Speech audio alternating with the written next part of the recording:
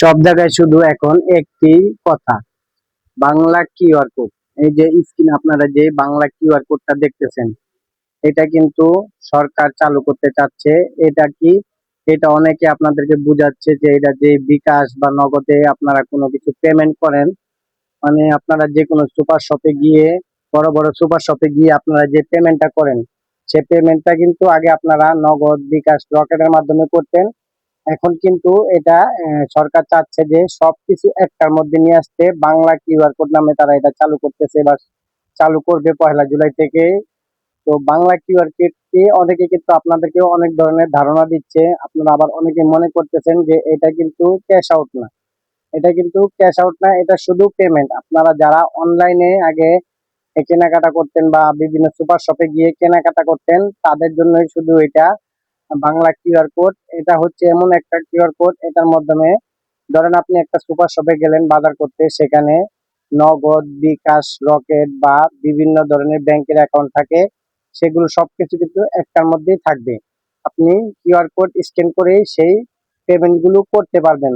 আগে দেখা গেছে আপনি একটা সুপার শপে অনেকগুলো স্ক্যানার থাকতো বা অনেকগুলো স্ক্যান করতে হতো। যে অনেকে নগদে দিত, অনেকে বিকাশে দিত, অনেকে আবার বিভিন্ন ব্যাংকের মাধ্যমে কিন্তু এই পেমেন্ট গুলো করতো। এখন সরকার চাচ্ছে যে সবগুলো পেমেন্ট সিস্টেম একটার মধ্যে নিয়ে আসতে। তো একটার মধ্যে নিয়ে আসলে এই বাংলা যে কিউআর কোডটা আছে, এটা স্ক্যান করলে আপনি আপনার ইচ্ছে মতো যেটা দিয়েই পেমেন্ট করতে পারবেন। এটা কিন্তু ভাই ক্যাশ আউটের সাথে এই পেমেন্টের কোনো যোগাযোগ বা সম্পর্ক নেই। তো এটা শুধুমাত্র পেমেন্টের ক্ষেত্রে। আপনি দেখা গেছে একটা বড় এসির দোকানে গেলেন, একটা এসি কিনলেন। তো এসি কেনার পর আপনার এখান থেকে কিন্তু ব্যাংকে থেকে টাকা উঠানোর একটা হ্যাসেল থাকে, ঝামেলা থাকে। এই টাকাটা উঠিয়ে আপনি আবার সেটা আপনার সাথে করে নিয়ে যাবেন, এখানে একটা রিস্ক থাকে। তো এই রিস্কটা থাকার কারণে আপনি এই টাকাটা আবার নিয়ে সেই দোকানদারকে দিবেন, সেই দোকানদার আবার এই টাকাগুলো গুনবে, চেক করবে, তারপরে সেই টাকাগুলো নিবে। তো এর থেকে এই বাংলা কিউআর কোডটা যদি থাকে, আপনি আপনার ব্যাংক অ্যাকাউন্ট থেকে এই কিউআর কোডের মাধ্যমে আপনি কিন্তু সেই এসির পেমেন্টটা করে দিতে পারবেন। তারপরে দেখা গেল আমাদের অনেকেরই অনেক কেনাকাটা করতে হয়, কেনাকাটার মাধ্যমে আমাদের খুচরো বা যে ৩১ টাকা, ৩২ টাকা বা ৫২ টাকা এরকম বিল আসে। তো আমাদের কিন্তু এখন এই ১ টাকা, ২ টাকা বা পয়সার কোনো পাওয়া যাচ্ছে না বা পাওয়া যায় না। তো সেহেতু আপনি কি করতে পারবেন, এইটা দিয়ে আপনি অ্যাকচুয়ালি পারফেক্ট ভাবে আপনার যে অরিজিনাল বিলটা আছে সেই বিলটা আপনি পেমেন্ট করতে পারবেন বাংলা কিউআর কোডের মাধ্যমে। দেখা গেছে অনেক ছেঁড়া টাকা থাকে যেগুলো মানুষ নিতে চায় না।